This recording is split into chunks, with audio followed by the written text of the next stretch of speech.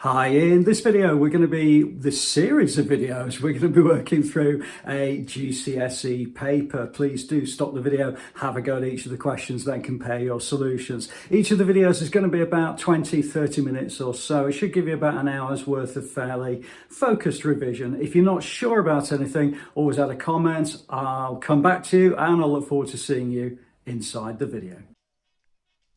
Okay, this is video 2 in the series where we're looking at November 2019, and it's the Edexcel higher tier paper 3 for maths. In the previous video we completed through to question number 10. In this video we're going to start from question number 11 onwards. Okay, so here we're at question number 11, and we've got a probability tree that shows the probabilities that Bisma will be late for work on 2 days next week. Okay, so really what I would do is I would look first at the outcomes, and I think this is the most important thing with these type of diagrams, that what we've got is late, then we've got late, and if I put an N for not late, and then not late, and then not late and not late. Okay, and then it really is a case of looking at this to figure out the probability that Bisma will be late on exactly one of the 2 days. So the bits that we're interested in, or the two outcomes that we're interested in, is one of the days where she's late and then the other day where she's late. And the way we work that out is we multiply across the actual branches themselves. So we've got this kind of thing where we're looking at late and not late is going to be a probability of 0.07 multiplied by 0.98, and that's going to give me 0.0686.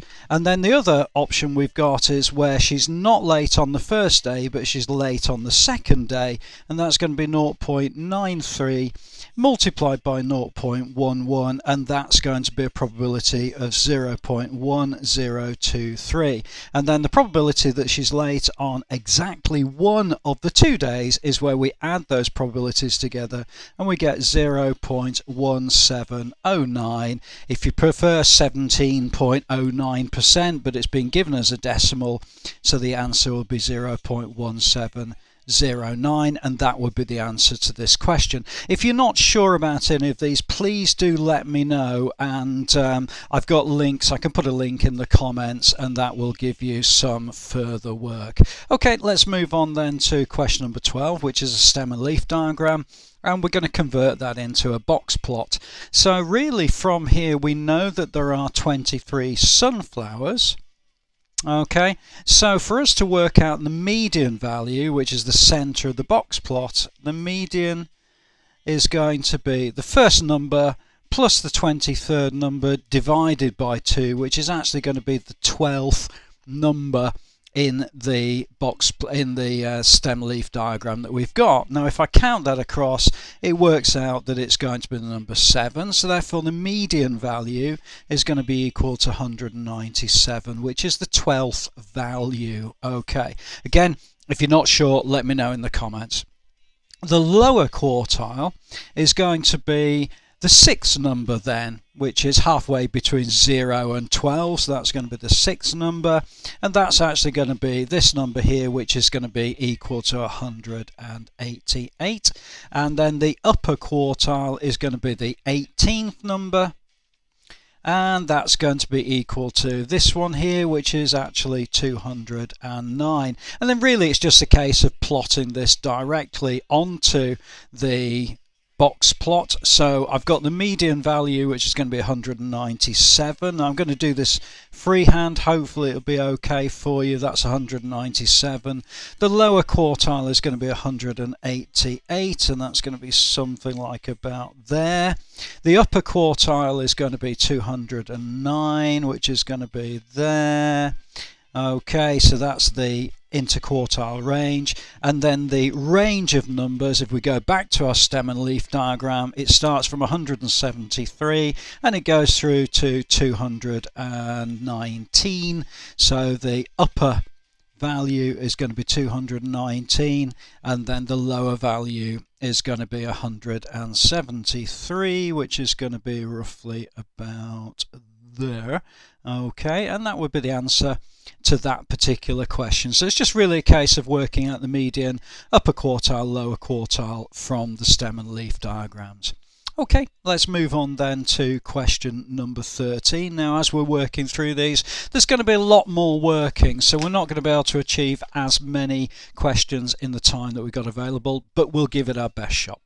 Okay, so we've got liquid A and liquid B are mixed together in that ratio. So we've got a ratio of A to B, which is 2:13. Okay, alrighty. And liquid A has a density of 1.21. So therefore, if I multiply that by 1.21, I'm going to get 2.42 grams of liquid. And if I multiply the liquid B, which has got a density of 1.02 by 1.02, then that's going to give me a mass of 13.26 grams for liquid B. So basically liquid C, okay, now bearing in mind I haven't gone any further at all with the information that I've got. I've just basically got to this point here and I've already started to work out a lot of these things, because what I'm interested in is finding out the properties of liquid C, which is actually going to fill the container. So liquid C, well, the properties that we know is that it's got a total mass of 15.68 grams, which is going to be this and this added together. It's also got a volume of 15 centimeters cubed, and therefore that allows us to work out the density, because density equals mass divided by volume, and the density for liquid C is going to be 1.0453 recurring grams per centimeter cubed. Okay, so we've got quite a lot of information then that we can deal with. So then it says cylindrical container is filled completely with liquid C. The cylinder has a radius of 3 centimeters and a height of 25 centimeters. So what are they telling us? Well, they're telling us really to work out the volume of the container, and bearing in mind it's a cylindrical container, so the volume of container or cylinder, well, that's going to be equal to pi r squared, which is the volume of the area of the circle, multiplied by h. So that's going to be pi, and I know from the information I've got that it's got a radius of 3 and a height of 25. So I can put this directly into the information I've got. So that's going to be 3 squared multiplied by height of 25. So I know the volume of my cylinder is going to be 706.95 centimeters cubed. Okay, so what information have we got? Well, we've got two things. We've got the density, which we know is going to be 1.0453 grams per centimeter cubed, and then we've also got the volume, which is in centimeters cubed. And therefore, if we want to, as per the question, work out the mass of the liquid, the mass is going to equal the volume of the cylinder, which is 706.95, multiplied by the density, which is 1.0453 grams per centimeters cubed, and that's going to give us a total mass then of 738.9984 grams, and therefore to three significant figures it's going to be 739 grams. Okay, so quite a lot of working out on that one. I would suggest with a lot of these that you stop the video, have a go at each of these questions, and then compare your solutions. But hopefully you can see that what I've done there is worked fairly steadily through the bits of information that they've given us. Okay, let's move on then to question number 14. which is a group of people went to a restaurant. Now again, it's one of those really wordy type questions, and it would be a good idea to stop the video, have a go at each of these questions, and then confirm for yourself. Okay, so we've got a number of people who choose soup and a number of people who chose prawns. Okay, so what we're basically saying is that the number of people who choose soup is going to be 2 out of 5. And the number of people who choose prawns is going to be 3 out of 5. And really what we're then looking at is taking those people who chose soup and working out the fraction of the people who chose curry, and then prawns are the people who chose curry, and then hopefully that will give us some idea of the answer to the question. Quite a wordy type question, this one. Okay, so let's have a look at what happens here. So at the moment I'm at this point, and it says of those who choose soup, 2/5 of them, the number who chose lasagna versus the number of people who chose curry is 5 to 3. Okay, so hopefully it makes sense to you. The people who chose curry is 3 out of 8. So for those who chose soup and curry, it's going to be the 2/5 who choose soup multiplied by the 3/8 who choose curry, and that's going to equal 6 over 40. Okay, let's have a look now at those who chose prawns, which is the next one. So those who chose prawns, the number of people who chose lasagna, number of people who chose curry is 1 to 5. So therefore 5 out of 6 people chose curry if they chose prawns to begin with. So let's have a look at how that works out. Okay, so we've got prawns as a starter and curry. Well, we know it's going to be 3/5 of people who chose prawns, and then it's going to be 5/6 of people who choose curry, and therefore that's going to be 15 over 30. And then really the fraction of the people who chose curry is going to be those two fractions added together. So basically we're going to have fraction that chose curry.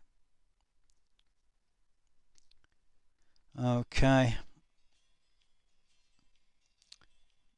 curry is going to be equal to 6/40 plus 15/30, and if you pop that in your calculator you should get 13 over 20, and that is actually the answer to this particular question. So quite a tricky question to work through, but hopefully it gives you some idea of how this kind of very wordy type question can be dealt with.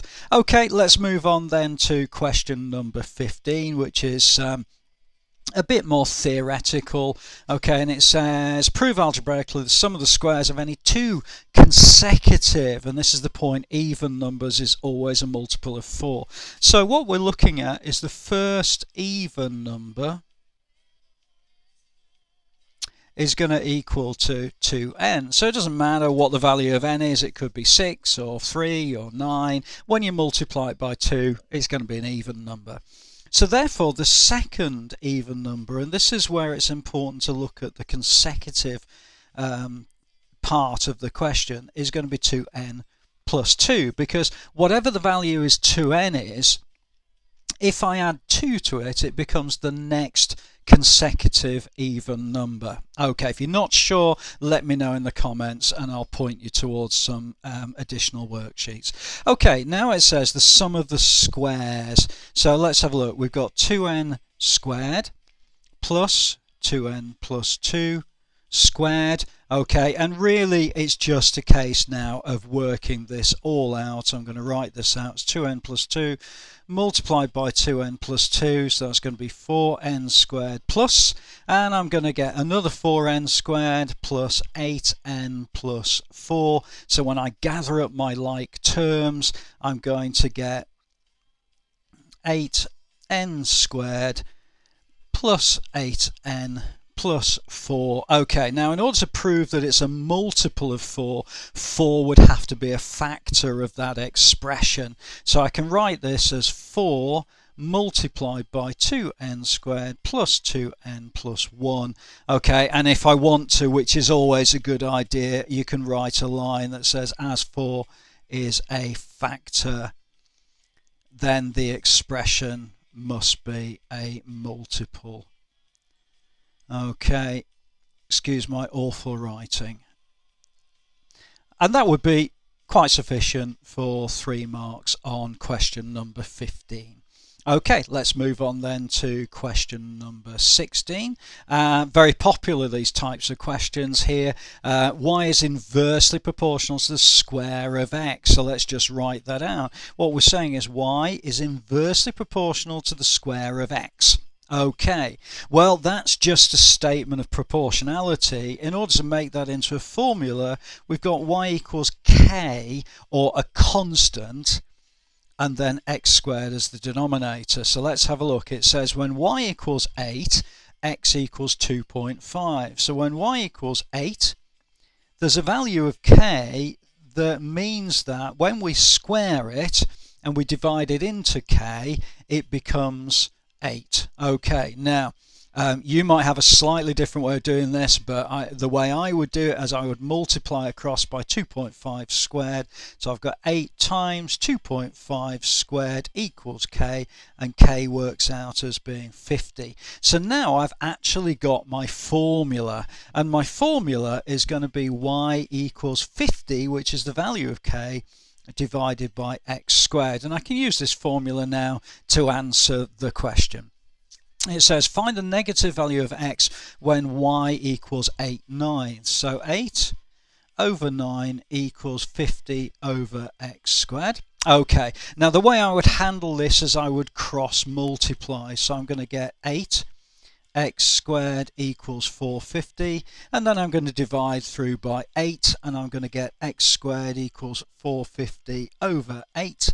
Okay, and if I put that in my calculator, I've got two values of x. X is going to equal the square root of 450 over 8, which is going to be plus or minus 7.5. Let's have a look at the question. It says find the negative value of x. So therefore the negative value of x is when x equals negative 7.5, and that's the answer to that particular question.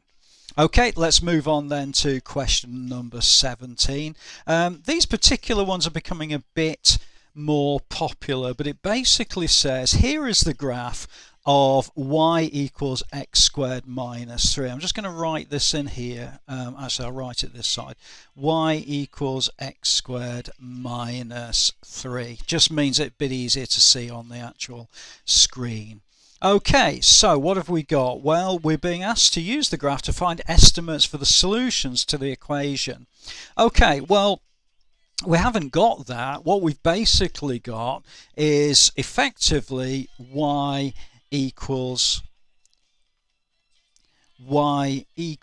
x squared minus 2x minus 2 is what we want to achieve. And what we've got is x squared minus 3, which is the value of this particular graph.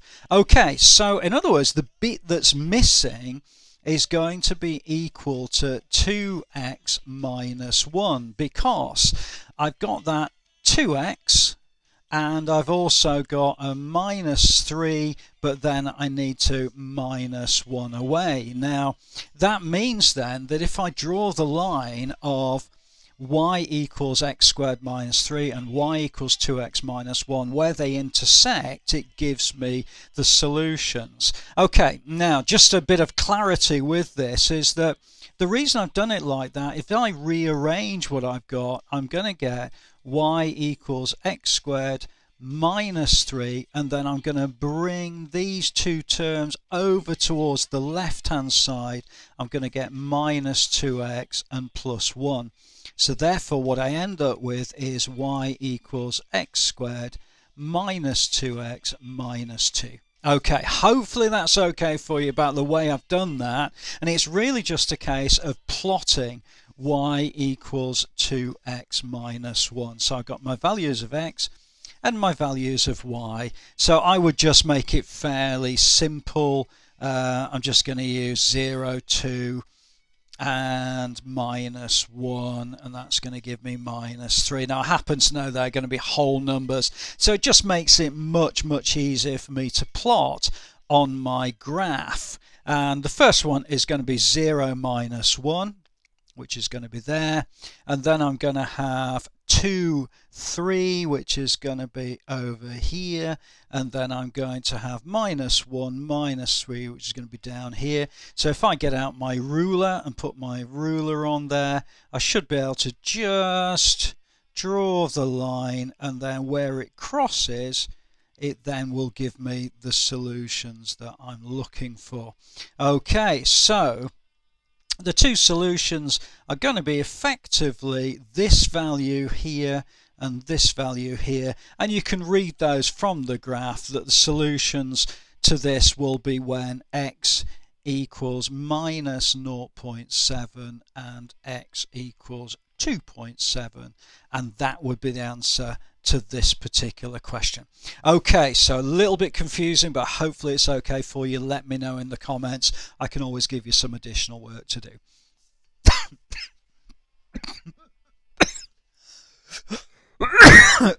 Oh dear. Okay.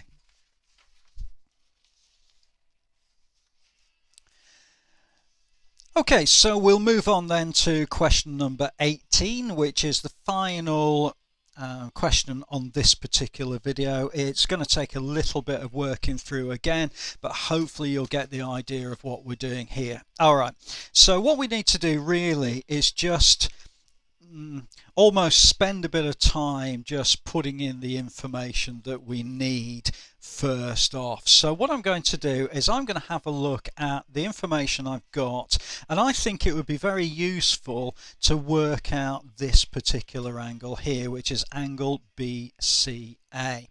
Now I'm going to call that angle A, because then it allows me to just use the cosine rule to work out its particular angle. Now the reason I'm doing that is because ultimately I want to be able to work out the length DC, which is going to be this length along here. So at the moment I'm just going to leave a line there just to tell me that that's the one I'm looking for, but I'm just going to get a bit closer by working out angle C or angle A as I've written it there. So the first thing I'm going to do is I'm going to write out the cosine rule, which is a squared equals b squared plus c squared minus 2bc cosine A.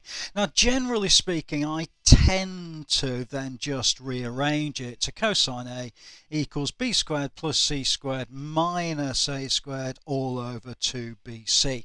Okay, so let's have a look at what we've got. Well, if we go back to our graph, or our picture rather, I've got A, B and C. So basically I can say 3.4 is going to be A, and then I've got BC, which I'm going to put as B, and then I've got 6.2, which is going to be AC. Now I'm actually going to take those off the graph just because for the purposes of the video I might need to change things around a little bit, but hopefully that was okay for you. I've got 6.1 squared plus 6.2 squared minus 3.4 squared, all divided by 2 times 6.1 multiplied by 6.2. Okay, now don't forget this will give me the cosine of angle A, which is this one over here. I don't want the cosine, what I actually want is the angle itself. So therefore I'm going to use the inverse trigonometry rule, which is going to be cosine to the power of -1 answer. Okay, and that will give me the value of 32.08046 degrees. Okay, and that's good enough for me. I can say now with some confidence that this is 32.08 degrees ... Okay, so what have I got? Well, I need to be able to work out some other angles. Now it does tell me on the information that angle DAC equals 2/5 times the size of angle BCA. Okay, well I've got BCA, I've just worked it out. It's actually going to be 32.08 ... Okay, so therefore I can now work out angle DAC, and I'm just going to do that underneath.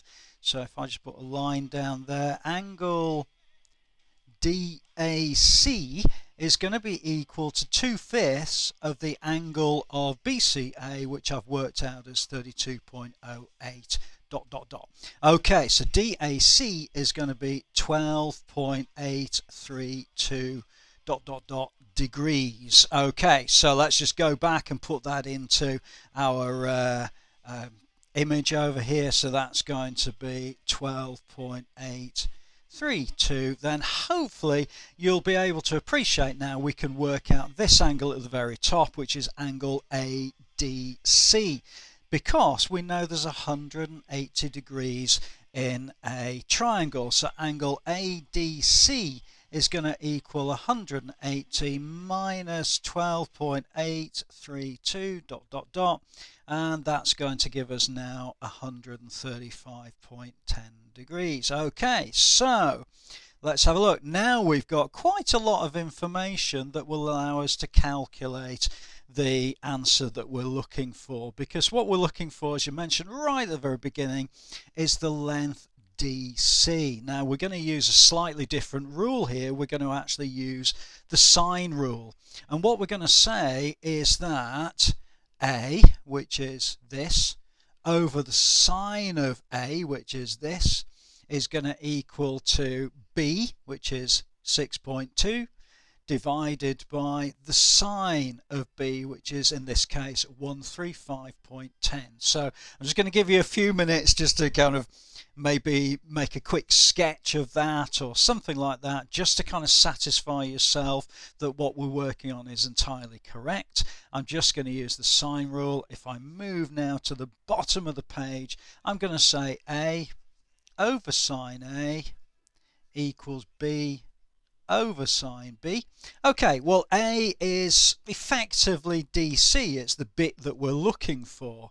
However, I've got the sine of A, and if I go back up to the screen here, it's going to be the sine of 12.8 degrees. Okay, 12.832 if you like, I'll just leave it at 12.8 degrees. It's going to equal to B, which is 6.2, divided by the sine of B, which is the sine of the top angle of 135.1 degrees. Okay, so all I need to do now is just cross multiply by sine 12.8 and then work everything out, and what I'll end up with is that DC, which is A if you like, is going to equal to 1.94596, which is going to equal to 1.95 centimeters to 3 significant figures, and actually that's the answer to the question. So quite a lot of work that needs to be done there. If I put that up on the screen, okay, and then also the original picture which is up there for you. Okay, hope that's been useful for you. I think we'll take a break there, and we'll start in the next video from question number 19, and I look forward to seeing you then.